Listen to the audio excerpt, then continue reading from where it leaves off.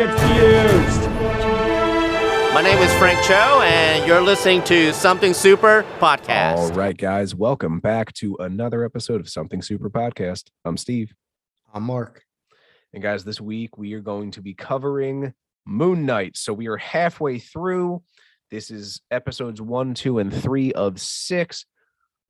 I know I'm excited about this show. I knew who Moon Knight was as a kid. I didn't really know much about him. Like, I knew he was a character because I played Marvel Ultimate Alliance, and like I loved picking him because he was just like an odd character to play. But the fact that like now we're getting this like in-depth kind of, you know, Tarantino style, like we're showing you shit and then we're showing you like flashbacks of stuff and sort of how he got here. I love it.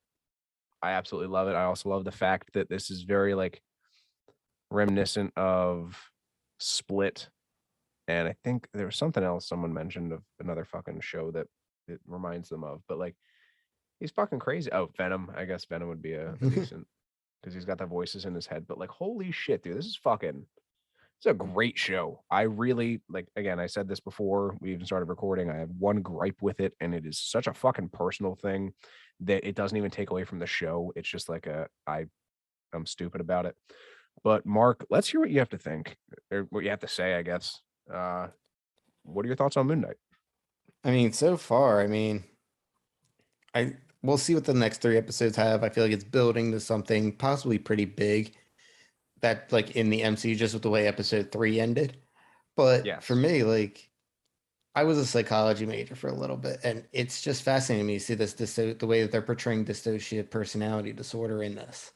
And I like that in the first episode, you're getting Steven's point of view, him waking up in random places, him blacking out, him not knowing what's going on. And then in the third episode, you're getting Mark's perspective where he's blacking out and waking up where we're not seeing what Steven's doing when he has the body.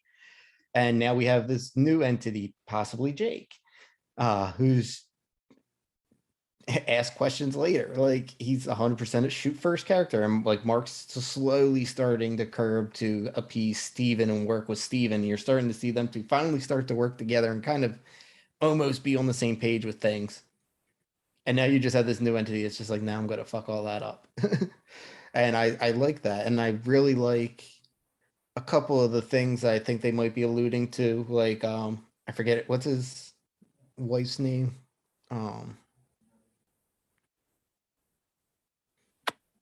I'm blanking on it, but question. So am I. Why am I blanking on it? That's a better question. Why am I blanking on it? But I think that they're alluding to the reason why she's like going to be the next Avatar in line is I think she's actually a descendant of Khonshu. Layla. I feel like she's an actual descendant of Khonshu because like her necklace was very Moon Knight weaponish. So either one, It was a gift from Mark at some point, or because she said the Scarab was a fairly heirloom. She was called her little Scarab, or she's a descendant of Amit. Which I could interesting too. Yeah. Which I could see that being the twist that they do, where it's like the star-crossed lovers kind of a argument. Because when she's getting the fake passport, they called her little Scarab, and the Scarab is what they're using to find Amit's tomb. Now I don't know if the Scarab is directly linked to Amit or if it's just what the gods used as a compass.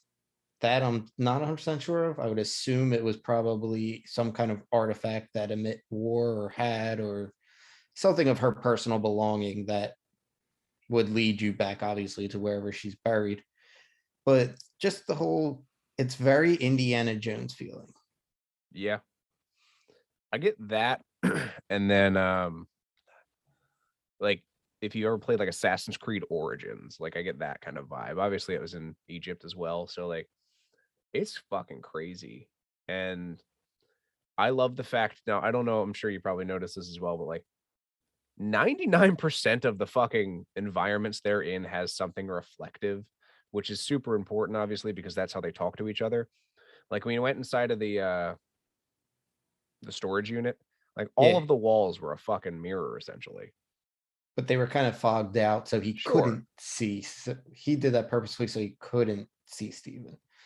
But like you get like the blade of the knife fight in episode 3, like he's in an alley with a mirror on the wall. Like outside of the church. I'm assuming it's a church where he fought the Hellhound. Yeah. Well, and then when they're in the desert and Steven needs to take over, he like punches the fucking mirror off of the truck.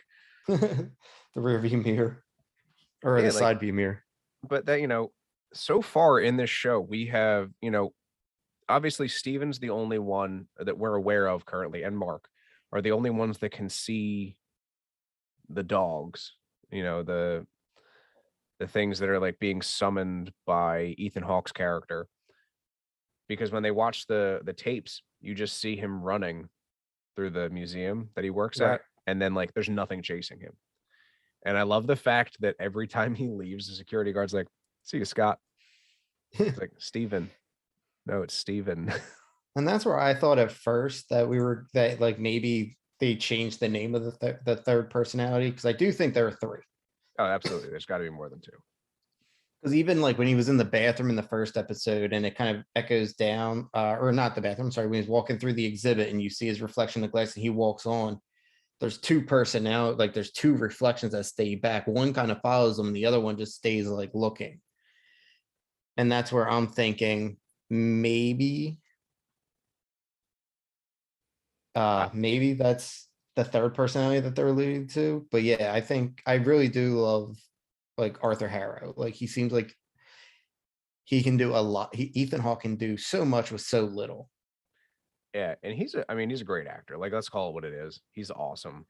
So I love the fact that like he was a previous avatar for Khonshu, so he sort of knows how to like play the gods. Right. And Khonshu's kind of like the fucking bad boy when it comes to the gods. Like he's kind of just does his own thing. And I guess we're getting more into like how his banishment sort of started and how he became essentially the redheaded stepchild of the gods, which Right. He's like I a don't know. step above on it. Yeah. Well, and the crazy thing for this show is they really threw us in. Like there was no build up to like, how did he get here? Where did, it was like, you're already, 5 years deep. Like what happened? So if I'm not mistaken, Mark Spector is his like original identity, correct? Correct. So he starts off as Mark Spector, and Steven is one of his aliases that he uses because he's a CIA agent, I believe, like special ops. So like when he's undercover, one of his aliases was Steven, who was pretty much like a Bruce Wayne, like a billionaire playboy or an actor. Then he gets bored one day and he just starts pretending to be a taxi driver, and then that manifests into another one, and that's Jake. So there's Jake, Steven, Mark, and then Khonshu. Now, I don't know if because Mark's possessed by Khonshu, that means all of them are technically possessed by Khonshu, or if they all just have, like, I don't know if, I would assume they could all communicate with Khonshu because Steven can. Yeah, well, I mean, and the thing I like about this is so far at least, each of them has a different suit that is sort of based on their personality. So Mark, obviously, he's, like the OG. He's got the, the mummy wrap type suit with the hood and the weapons that come out of his chest. And like, he's just a bad dude. Like, let's call it what it is. He looks fucking cool as shit. And then Stevens is a little bit more refined, where, he's the Mr. Knight, where he's literally wearing an all white suit and like the mask with the cut down the middle, which I think, represents his multiple personalities. See, and the thing that I like that they did, because like in the comics, Mr. Knight wears the suit because he's a billionaire, like playboy. It makes sense. Here, it was just like Steven is just so cut off from anything that's not in a book. Yeah. That like I feel like he's somebody who like knows who the Avengers are, but like he doesn't know like what they look like or like things like that. I think not that he doesn't know what they look like, but like he doesn't dive into the fandom of them because they're like some in this suit, and his first thought is like a three-piece suit. Yeah, a suit. Yeah, and I love the fact that is exactly what came out too. But also his unknowing that the suit also comes with the power. So like when he punched the dog in the face and it like flew across the street, he was not prepared for that. No, not at all. So, I love the fact that he is very much unaware of all the stuff that Mark, like Mark obviously had to deal with Khonshu, did Khonshu's work, and then is kind of using Steven to lay low. Like Steven is the alter ego that's just kind of like the guy that works in a museum. Like nobody's going to suspect that this dude is a mercenary and a murderer. And, you know, he's doing all this shit and he's enacting vengeance for, you know, a fucking Egyptian god.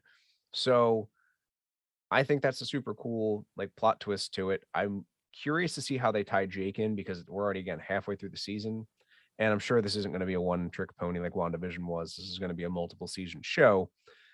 But I would like to see how they're going to manage Jake and like what is his backstory and where does he fall into this? And, you know, who knows how long he was playing Steven. Well, here's my thing too, is like Jake doesn't show up until after he gets in the cab. And in the comics, like he's a cab driver. So I'm wondering if that's something that just like triggered it. manifested. Like it Okay. just manifested. Like he was there, but like he didn't have an identity yet, I guess you could say. Yeah. Okay. And now like that's his identity, is like, I'm Jake, the murderous cab driver. Like, yeah, that's another thing that kind of caught me off guard. Like you think, because again, between Mark and Steven, Mark is obviously the dude that's going out there and like badass. knocking heads and beating the shit out of people. And Steven is like his over the shoulder voice of reason. And now Mark's like, that isn't me. I don't know who's killing people. I'm not doing that. And, you know, Steven finally got through to him. And now you have this guy, you know, it's not confirmed that it's Jake, but we're pretty sure it's Jake. Like that's seems to be the track that they're moving on. But like this dude's just out for blood. Like there is no rhyme or reason. He's just murdering people. Like, who hurt you? And yeah, I also love the fact that Khonshu is sort of like the devil on the shoulder. Like he never plays the good guy. He's always looking for a way to sort of work the system and do what's wrong to get his job done. Well, he just straight up, when Steven's standing there with Arthur in like whatever it was, episode 2, when he falls out of the car and they uncouple him, the first thing Khonshu says is like, break his neck. It's like, dude, like let hear him out first. I do love the fact that Arthur knows. I don't know if he can hear Khonshu because he used to be his avatar or not. But like He said he everything can't. okay. I know he 'Cause said he he can't, asked- but he's also, I mean, dude, I feel like he's a shisty dude. Like he's a cult leader. And see, and that's why I think they can draw that parallel with Khonshu, because I mean, in any religion, like the gods are essentially a cult. Like they're Yeah. essentially cult leaders. If you think about it, like whether it's the Norse mythology with Odin, whether it's Greek with Zeus, Roman with like Apollo in them, whether it's Christianity with Jesus, like religions are essentially cults. I mean, they're not bad cults, but Take that with a grain of salt, people. If you are religious, this is not a knock on religion. no, not at all. No, what I'm saying though is like they can draw that parallel with somebody like Harrow who knows how to control people, because he even says at the end of episode 3 that everything he's doing and the way he is because of Khonshu. So essentially he's basing his movement off of what Khonshu was making him do and Khonshu's beliefs. Absolutely.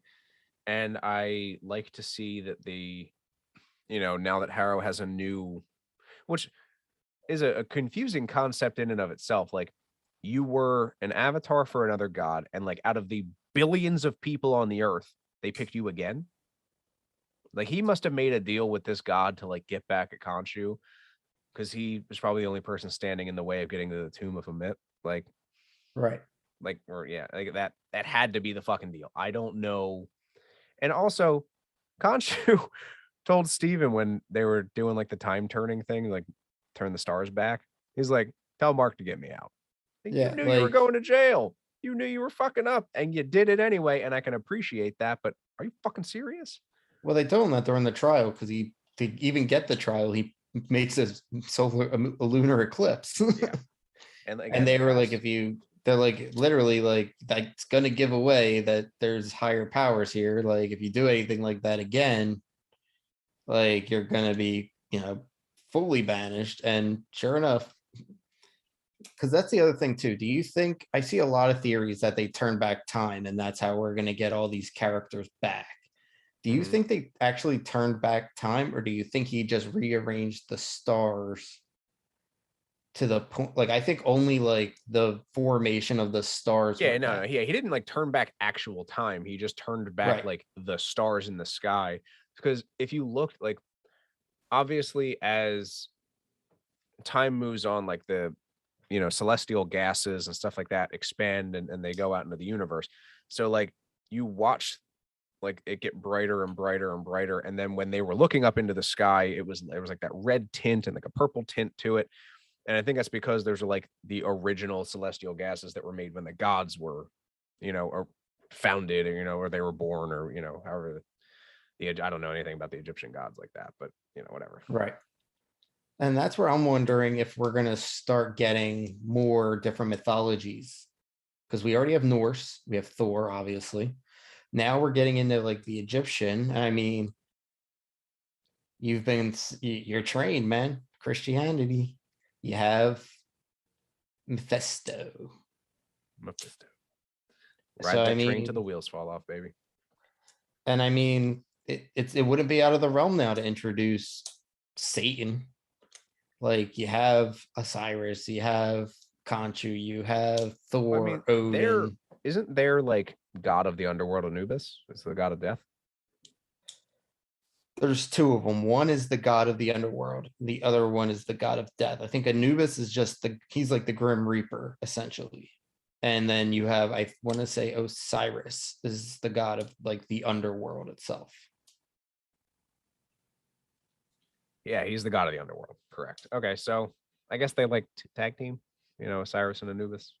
Pretty Hanging much out. like it, because it was Amit would judge them, Anubis would claim them, and then Osiris would rule them.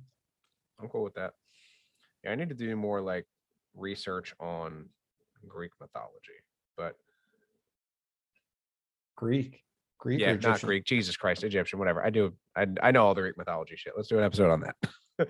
Yeah, no. Yeah. You want to go That's Greek, you gotta go over to Wonder Woman I'm cool. with Ares, I'm Zeus, cool with and all that. them. I can do that all fucking day. But let's tie back to Egyptian gods and stuff.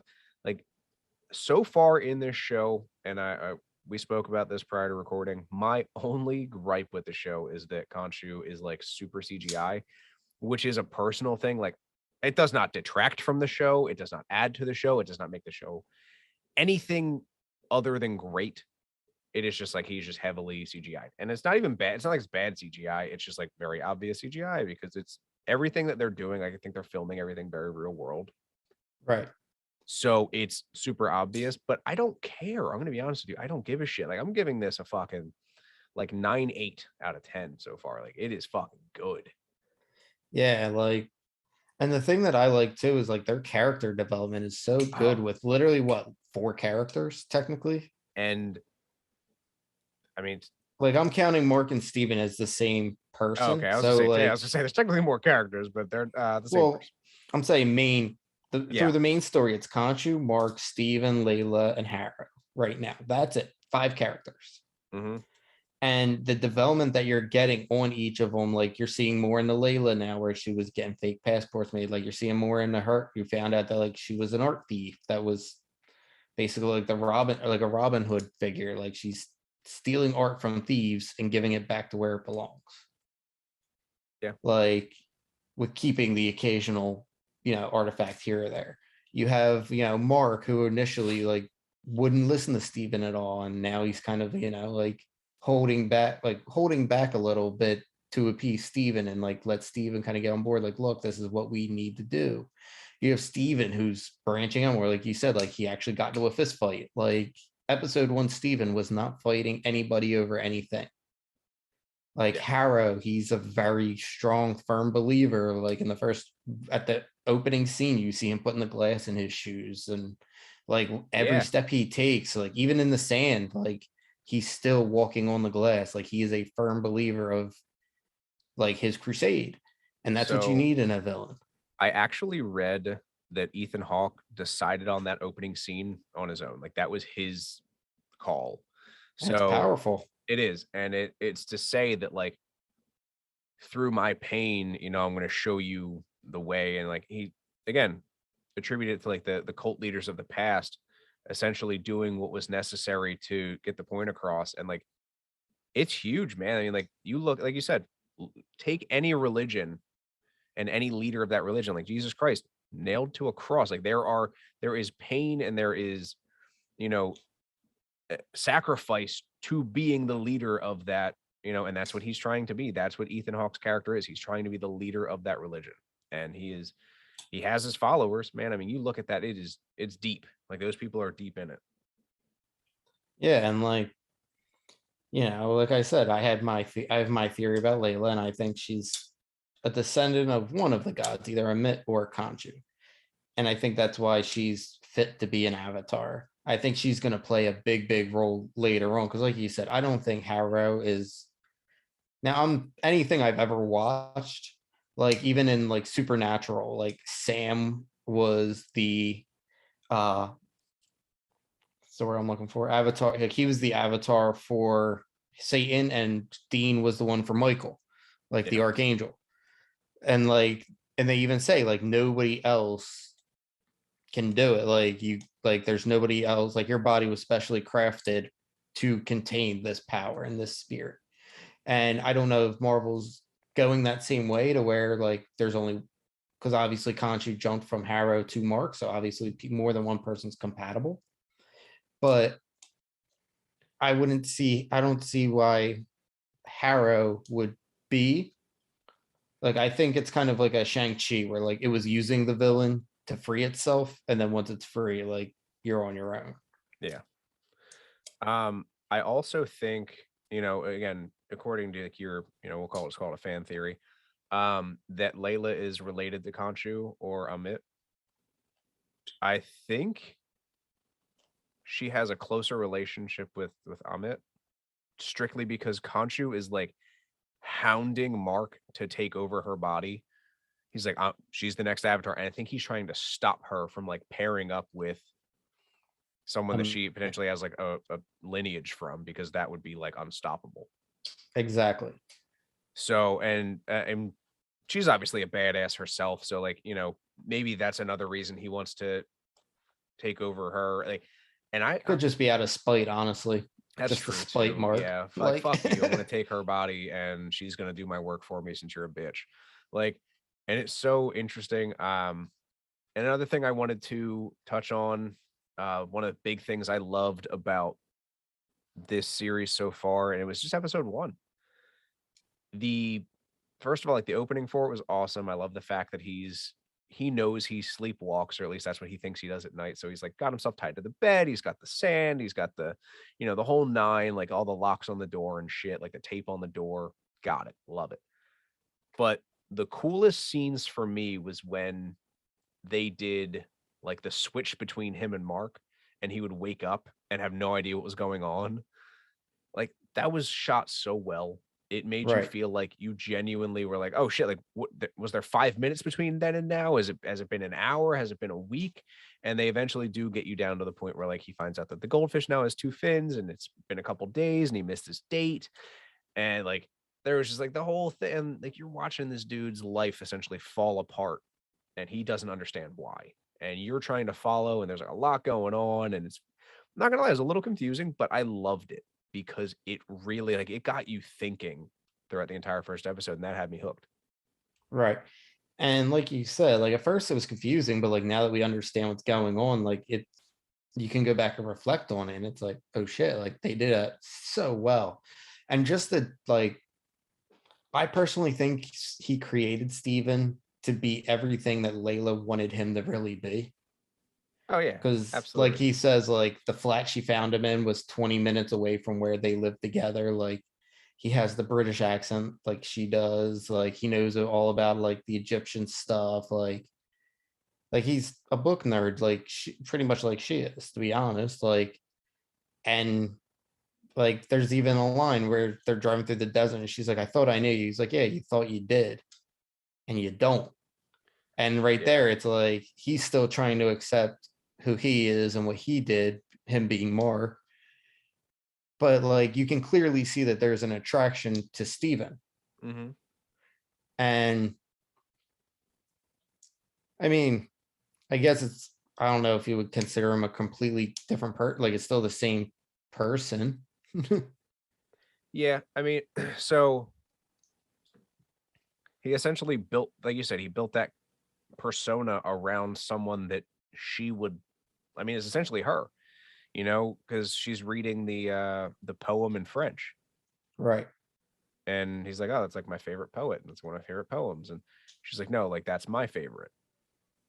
And Right. again, like it's everything that she wanted in Mark but couldn't get because he was that, hardened military guy who didn't want to show the emotion and, had to work with the CIA and, like, has to have all these other personas that he's building, and eventually it manifested into someone that, I mean, Steven genuinely does love her. He's like, "Oh, you're beautiful. I would never want to divorce you." Like,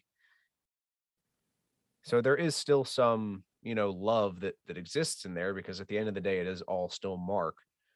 But I think Mark's trying to get away from her and he wants the divorce and he wants to distance himself from her because Khonshu's trying to take over her body. Right. And that's my thing too, is like, is Khonshu really want to take over her body, or is he just saying that because he knows that he can manipulate Mark with it? Oh yeah. Like, that's the other thing too, is like with Marvel, it's always, take with a grain of salt. Like I was watching Corridor Crew the other night and they were talking about like Spider-Man No Way Home and going through like some of how they did some of the effects in it. And the one guy that they had was like, he worked on Endgame, Infinity War, and they asked him, they were like, like in the trailer, like there's this one scene where just Peter Parker is fighting all six guys, but in the movie, like it's all three of them. Like, do you guys specifically make footage just for trailers? And he's like, oh, we absolutely do. So with Marvel, it's like you got to take everything with a grain of salt because there could be things added into a trailer. There could be things taken out of a trailer that get scrubbed out. Like there's so many things. That's why I don't even watch Marvel trailers anymore because I'm like, some of it may not even really be in there. Some of it may not even be true. Like, Yeah, I'm genuinely and in the curious best to way. see. Oh yeah. I'm curious to see how they take the rest of this series. Like again, we're at the halfway point. So I don't want to say it's all downhill from here, but it's we got a lot, there's a lot of shit rolling. Right. And I'm And curious it's to see how it ties into the rest of the MCU because like just going off of their passports and stuff, like I don't think either of the two of them got blipped. So like they were yeah. out there when everybody was blipped. So and he was in Britain. So who knows like what could have been going on? Like they I didn't know. focus anything in Endgame. We only see how it affected the US. We don't really see other countries that got hit with a blip that had no idea what's going on. I guess Yeah. a little bit in Falcon and Winter Soldier we did. But that Yeah. was the other big thing that they mentioned too was Madripoor. Do you think that it's going to tie into the Power Broker? It's possible. I'm curious. I do remember, there's He literally steals a art. slight reference that talking about Madripoor. But like I feel like that's gonna play a bigger part in phase 4 in and of itself. Cause like whether it's the power broker or whether it ties into Falcon and Winter Soldier somehow, or I mean anybody, who are they working with in Madripoor? Who does that, maybe it's someone that we've met previously, Right. in a different series. Like there's so much, and Marvel's so good at tying shit in. Like I don't fucking know where they're going with this, but I'm here for the ride, just like I am with everything else.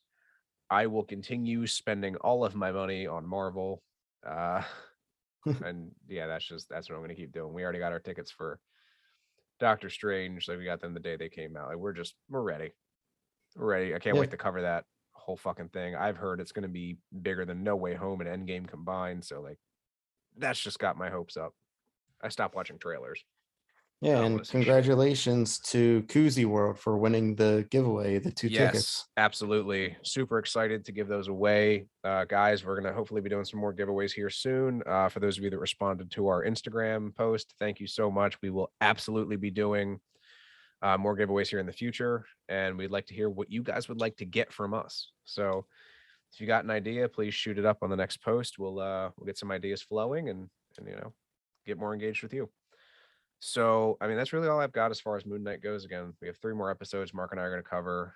Sorry, it's been kind of a crazy couple of weeks. We had Fan Expo that we were live at.